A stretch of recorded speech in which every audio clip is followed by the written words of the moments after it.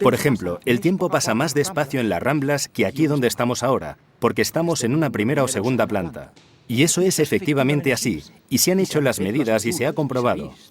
Por tanto, la gente que está en las Ramblas envejece más lentamente que usted y yo. Es cierto que si nos pasáramos toda la vida con esta diferencia de ritmos de paso del tiempo, al final la diferencia sería solo de unas millonésimas de segundo. O sea que no vale la pena. Pero el hecho de que el tiempo y el espacio tengan una dinámica propia, eso supuso una revolución tremenda. Això va ser una revolució tremenda. Dalí estaba entusiasmado con la teoría de la relatividad porque parecía ofrecer al surrealismo la idea de que la realidad no puede reducirse a un único flujo temporal. En el cuadro más famoso de Dalí, La persistencia de la memoria, aparecen una especie de relojes blandos, 3 relojes. Y esa imagen sugiere que en el mismo espacio se expresan distintas temporalidades. Sorprendentemente, Dalí afirmaba que los relojes blandos no se inspiraban en la teoría de la relatividad, sino en la percepción surrealista de un queso camembert fundiéndose al sol. El pintor insistió en esta explicación en su respuesta a la carta de Prigogine. Este lo interpretó como una reacción ante la frialdad matemática de la teoría de Einstein. Einstein sitúa el tiempo. Sitúa un tiempo que no tiene dirección. Y el futuro es lo mismo que el pasado, esencialmente. Y de este modo, dice que el tiempo es una ilusión. Pero el queso que se funde tiene una dirección. No es lo mismo el futuro del queso que su pasado. Los objetos se transforman en una dirección. Hay una evolución. No solo en las plantas, los animales o los seres humanos, sino también en las cosas. Y Dalí, en el fondo, retoma la idea del tiempo universal que se encuentra en las cosas. Y en eso yo soy daliniano 100%. El tiempo es la realidad. Es evidente que existen otros mundos. Esos otros mundos están en el nuestro.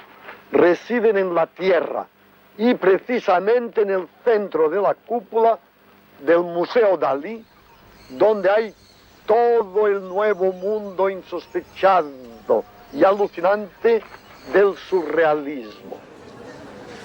El nombre de Salvador Dalí ha quedado unido para siempre al surrealismo, uno de los movimientos artísticos más influyentes del siglo XX. La Primera Guerra Mundial provoca tanto caos, tanta confusión. Es una catástrofe tan enorme que surge la idea de que tiene que haber algo más, algo capaz de transformar nuestra forma de pensar y sentir, y de transformar nuestra visión del mundo a través de esas dos grandes ciencias nuevas que habían desarrollado Freud, por una parte, y Einstein, por otra. Freud se convierte realmente en una fuente principal de inspiración para Dalí, cuando el artista empieza a pensar en unirse al movimiento surrealista.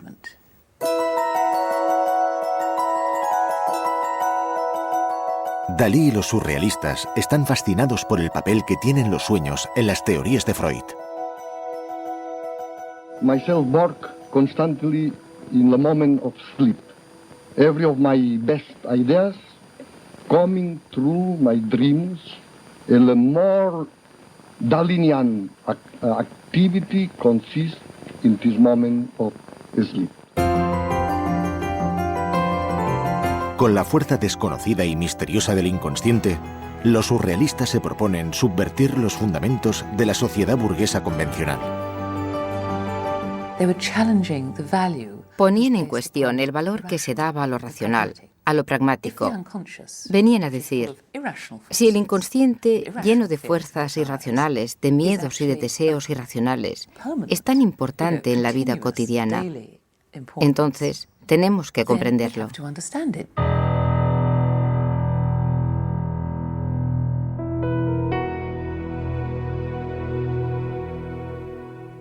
Breton, en el primer manifiesto surrealista, dice: Nosotros, como poetas, tenemos tanto derecho a investigar y hacer experimentos en este campo como los eruditos y los científicos. De este modo, planteaba el propio surrealismo casi como una pseudociencia, como un territorio para la experimentación.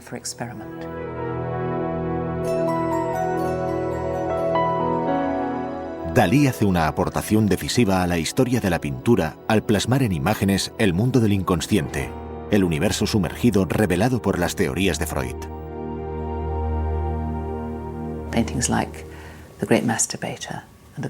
Obras como El gran masturbador o Las acomodaciones de los deseos, aunque son obras escandalosas, son maravillosas y al mismo tiempo muy explícitas sobre las ansiedades sexuales de Dalí. Y sí, claro, incluyen símbolos como los que cita Freud en la interpretación de los sueños.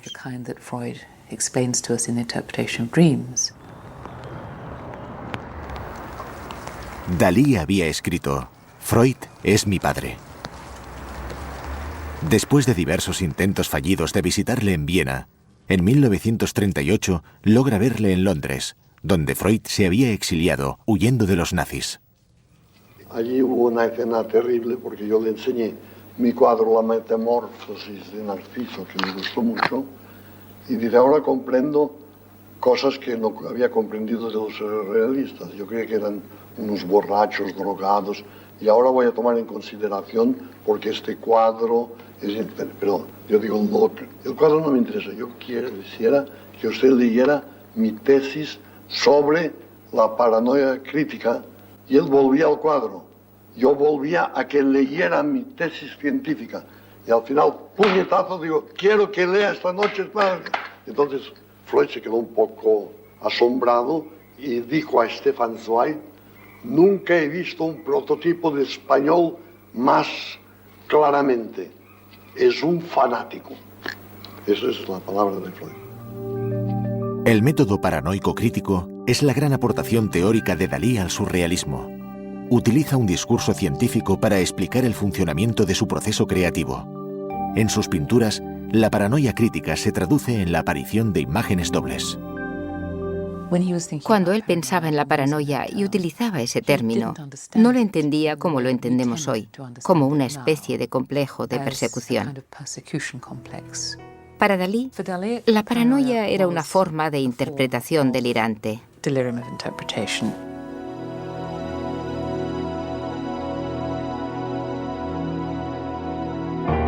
En vez de ignorar sus alucinaciones o de ignorar las fantasías que experimenta todos los días, a todas horas, Dalí se fija en ellas, se recrea, se maravilla ante ellas, le hacen reflexionar.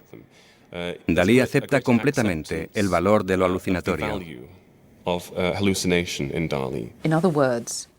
En otras palabras, asociaba la paranoia a una interpretación sistemáticamente desviada de los objetos del mundo, a la capacidad de ver en cualquier configuración de objetos algo completamente distinto.